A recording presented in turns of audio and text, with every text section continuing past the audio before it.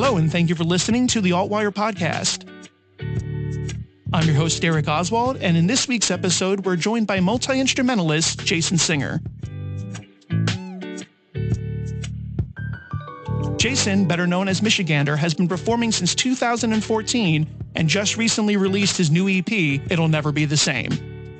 Join us as we discuss a slew of topics including his new EP, his experiences during the pandemic, his influences, and a whole lot more.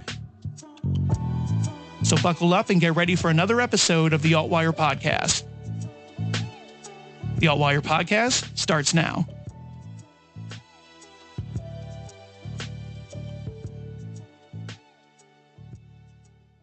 Thank you for joining us today, Jason. How are you doing today? Doing great. How are you? I'm doing pretty good. I'm actually excited to finally get a chance to hear your EP. I understand that it was supposed to be released last year, but an unfortunate mishap happened on the set of one of your music videos. Yeah. Could you kind of give us a backstory on what happened with that? Totally. I was shooting a music video in a place called Angeles Crest, which is in the mountains outside of Los Angeles, a little north of Pasadena.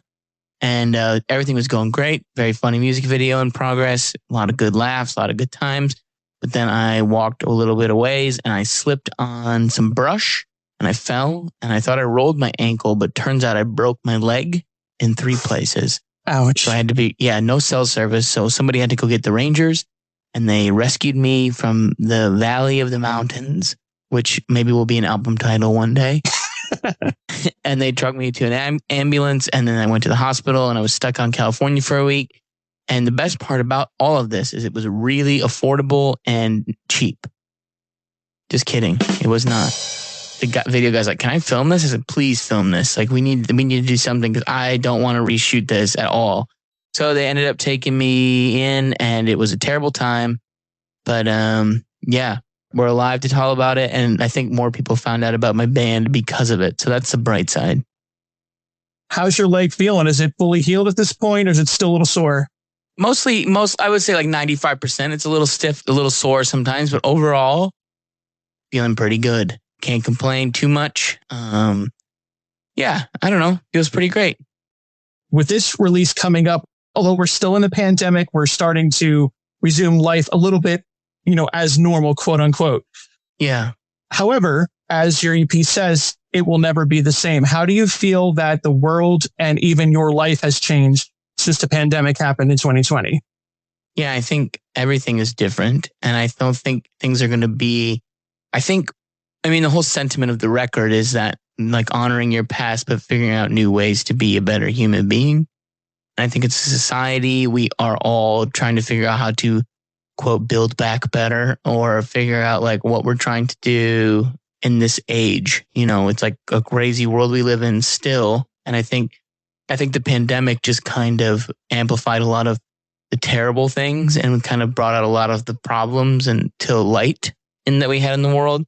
And so now it's like trying to figure out like how do we as society and as a world, how do we get better at what we do? And how do we become better human beings without like completely abandoning who we are at our roots and our core? And so like socially, we're different. Politically, we're different. Geographically, like the world is literally changing and things are weird and scary sometimes. But just kind of like the whole, like the album cover is like an old abandoned mall, because there's not going to be malls in the future. Unfortunately, I love the mall. I love going to get a piece of pizza from Sbarro's. Yes. But there's not a lot of malls left. And there are a couple of malls, there's a couple malls, but not overall. The malls are kind of dying out, except Mall of America and Opry Mills, which is the Grand Ole Opry here in Nashville. But for the most part, I can't think of a lot of great malls. That was a very long answer, but I hope that gave you some insight as where I'm coming from. Exactly. And now you look and half these malls are already closing down. There's a mall that was called the Fairground Square Mall near here that they actually demolished. And the only thing that they kept was a Boscov's and a movie theater and everything else was gone. And it's just really sad to see. I mean, I understand online shopping's the way it is, but I'm a nostalgic 90s kid and I kind of miss that sometimes. Yeah, the mall was pretty cool. It was like where you learned how to be social. And at least when I was a kid, like my mom would just drop me off at the mall. I would hang out there for hours and just get a soda and walk around, never buy anything. But do the thing. Now, when you got your pizza from Sbarro, was it a plain pizza or did you get some toppings on it? I actually could never afford Sbarro. I was just Taco Bell. I was just giving you my dream scenario. Well, I mean, even Taco Bell, it's still relatively cheap compared to some fast food companies. But I remember when Taco Bell was $3 for an entire meal, and now you get $3 for just a burrito. Yeah, it's crazy. I remember, it used to be, they used to have the 89-cent menu or something. Yes. That was a big win for me. Just get the change out of my mom's cup holder in the minivan and buy myself a chicken burrito. Now, life has brought you on quite an interesting journey. You actually grew up in Michigan before moving to Nashville. Mm-hmm. What was it like to pack up and leave the life you knew behind? Yeah, good question. So as a whole, Michigan just felt like home. There was Midland is where I kind of grew up. And then I lived in Kalamazoo for a little while, and I lived in Detroit for a little bit before I moved down here to Nashville. And, I lived there for 29 years or whatever, my whole life, which is wild to think about. And, at the same time, I spend a lot of time in a van traveling and being on the road. And that has kind of like made probably my move a little less jarring in a way, because I've been to Nashville so many times and I've been all over the country so many times, and like every city is just kind of like, it's a city, been everywhere. And it does get a little old sometimes, but it doesn't feel this jarring to move to another state. I still see my family a good amount, and I'm in Michigan a good amount. But I, overall, I think it's been very positive for my career and for like how I do my music and how I create. Because there's so many people here doing it, and there's so many people here that are much, much better than me, which is really cool to be around and very inspiring and keeps you on your toes. What was your draw to Nashville as compared to other cities? Was there other places you considered before moving there? I never really thought I was going to move out of Michigan, but I came down here a good amount. And eventually I met my now wife, who is one of the main reasons why I moved, because she lived here. And so we kind of dated long distance for about 2 years. Once I got to like be here and be integrated in things, it just kind of made sense. I didn't really think I was going to move anywhere else besides Michigan. Never really knew what city in Michigan I was going to like end up in. But it was very cool for me to like find a new place and kind of have my eyes open to like this whole new group of people and a whole new city and a whole new culture, which sometimes has its downsides here in Tennessee. But overall, pretty cool. Cool music scene, a lot of good people making good tunes. I don't know if that's happening at the scale it's happening anywhere else in the country, maybe Los Angeles, but here it's a little nicer and a little more affordable.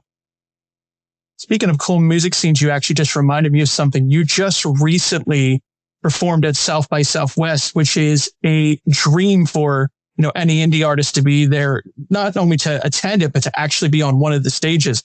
What was it like to be part of such a well-known festival? Yeah, it's a pretty interesting thing. It's kind of like its own thing. My bass player, my band had never been, and I think he thought it was going to be like a legitimate like Lollapalooza type festival. But it's really just, for people who don't know, it's really this thing where it's just like you're playing 2 to 4 shows a day, and it's kind of a madhouse, trying to load in. You can't park by anything. You just have to rush gear down streets and find parking. It's a kind of a nightmare, but you get to play these really cool shows in front of people who work in the music business, in the tech world, in the film world. And so there's all these people who can like help you with your career and help you get your music in front of more people. And so I feel like that is really, it's a pretty no-brainer to try to do it. And when you do it, you get to meet a lot of cool people. And the cool thing is you meet a lot of bands who are like kind of like similar level as you. So you kind of can see what like other artists are doing, and you make new friends. And it was just a good time.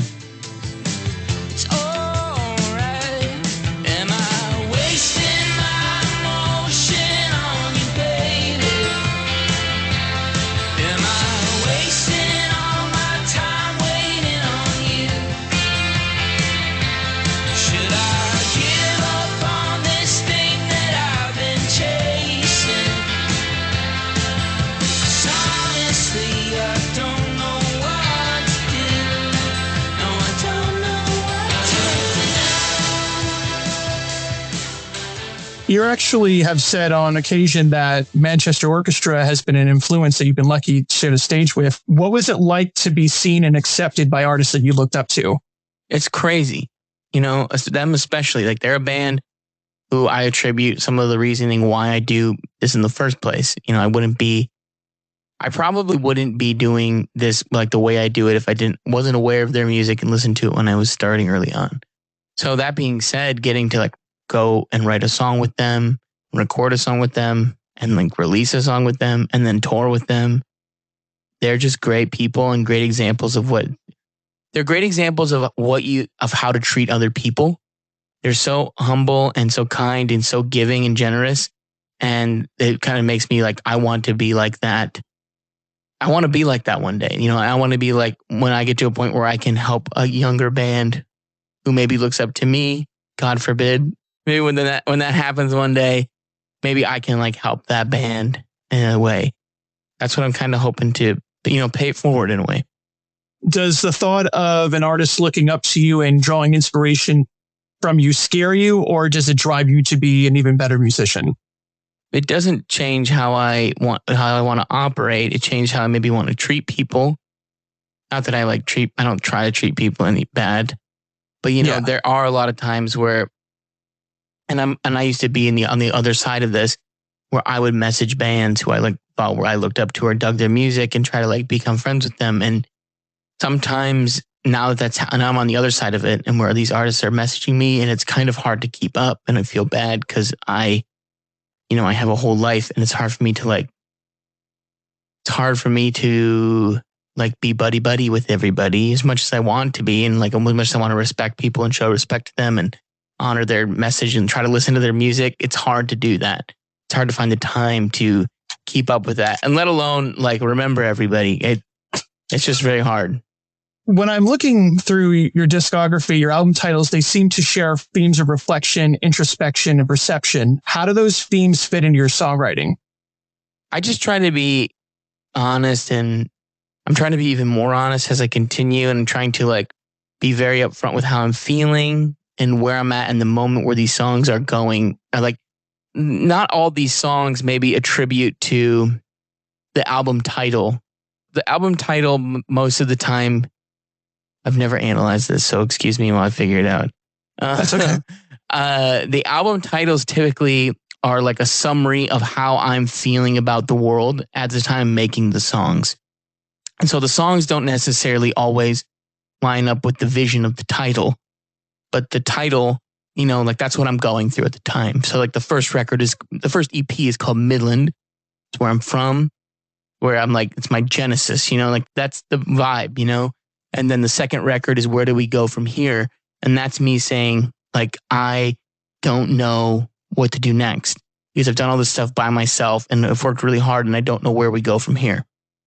And then got a record deal after that. And like that, like, you know, like the minute I like kind of just gave up and like let it go over, it's like when things took off. And then everything will be okay. Eventually is about like the pandemic. Like the world is going to be fine eventually. And there was like a thing I was texting my friends. Like I like searched it and like you can see the first time I texted that to somebody. And now this record is like about post-pandemic, post-Trump, post like all this other stuff. And it's like, we're not going to be the same. But it's also a pretty reflective of my life. You know, like I came up with the title before the record was done. And so now I'm like just kind of, you know, like what's next? Now that I've done 4 EPs, like that's a cycle. Like that's it. This is the last EP that I'm going to make tentatively. My next thing is my debut album, which I haven't had a chance to make yet, which is, if I would have told you that 10 years ago, there's no way I would have believed that. Like I haven't done that yet. But now I'm at the first time in my life where I feel like I can make a full length record that will stand up and hopefully be pretty solid. Have you given any thought to where you'd like to be with your debut album? Have you thought of any changes in sound, or would you expect it to be a continuation of where you are now? I'm already working on it. I have the bookends done. I have the top song done. I have the last song done. I have the middle song. And now it's just kind of filling in the cracks. And it's kind of a culmination of everything that I've done so far, but it's seen through the lens of where I'm at right now. Yeah. That was pretty well said. I think I'm going to write that down and just use that for future interviews. But yeah, I'm really excited about it. It's really hard to say stuff a little bit maybe about current events, and it's really hard to be like have a voice. And so a lot of times I think artists think it's easier just to ride the fence versus take sides. But I also think that's pretty lazy. So I'm trying to figure out a way to, in an artistically driven and sound way, say something that makes sense, and something that I actually believe and care about. Because I could just write these pop songs that don't mean anything or aren't, I have a pretty selfish job. I think I get to make music and have people see me at shows, which is really cool. And I really do think it's selfish. You know what I mean? Like, I'm not a rock star, but I'm a musician. I'm just like this guy who plays music and people care. And then like, I get to just talk to people about it all day. It's kind of narcissistic in a way, but it's kind of cool. So I'm kind of trying to just figure that whole thing out. But I want to make sure whatever I do with this debut record is like a statement in a way that doesn't sound trite or phony, and it makes sense. You've begun writing with co-writers for the first time in your career. How would you say that your creative process has changed or evolved since you begun working with co-writer? Yeah, so most of this EP was done with other people. And really interesting because I learned so much on what I like, and I learned how to be better. Like working with Sean McConnell, he taught me how to trim it up, and edit myself, which is like the hardest thing for any musician and artist to do, is learning how to edit themselves. Like the minute you see a band who's making 30-track records and then all of a sudden they make a 12-track record, you go, oh, they learned to edit themselves. I bet you that's pretty good. And I want to make sure that I can get to that point where I want the details to shine through, and I don't want it to be clouded with a bunch of other stuff. And I think that that sentiment even shines through on the production side of things too.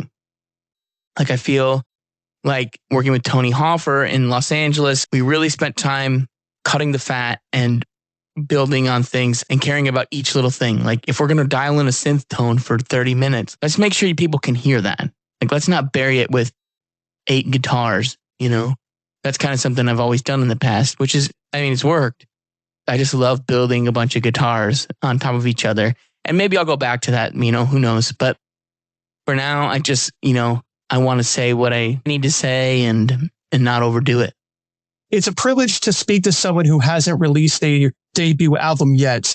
A lot of times in this profession, we're speaking to artists that are already established, that have already released a few albums under their belt. So it's exciting to get to talk to someone as they're discovering themselves and who they are through their musical journey. So with your debut album to come eventually, what are you looking forward to in the future, and what are you most excited to see happen in your career? I'm really, I think probably it was 2017, I released like a song called Fears. It was my first like professionally recorded song. And I think at that point I said to myself, I'm good. Everything I've made, I'm good. This is good enough. I like anything on top of this. Anything that happens from now on is just extra. I'm content with where I'm at, and I'm trying to keep that mentality. Everything I've gotten to do, I'm so wildly lucky to have gotten to do it. Getting to play Lollapalooza, getting to go on tour with some of my favorite bands, play venues I never dreamed of playing. And so I'm at a point now where I'm just so like, if it all ended today, I would be so happy. I wouldn't be like stoked that I don't get to do this, but I would look back and be like, I put the time in and I worked hard for this to get where I'm at. And there's like no regrets, Well said. Well said. Well, I want to thank you for joining us today. It's been a pleasure speaking to you today, Jason. Thanks, Derek. Looking forward to hearing your new EP when it comes out later this month. And I hope you have a great day. Thanks, man. I really appreciate it. Thanks for chatting. And that brings us to the end of this episode. I want to thank Jason for joining us today and for being such an incredible guest. Please be sure to check out Michigander's latest EP, It'll Never Be the Same, available now on all streaming services. If you like what you heard, please be sure to follow Altwire Podcast on Apple Music and Spotify, and stay tuned for more interviews with your favorite artist. My name is Derek Oswald, and this has been another episode of the Altwire Podcast. Thanks for listening.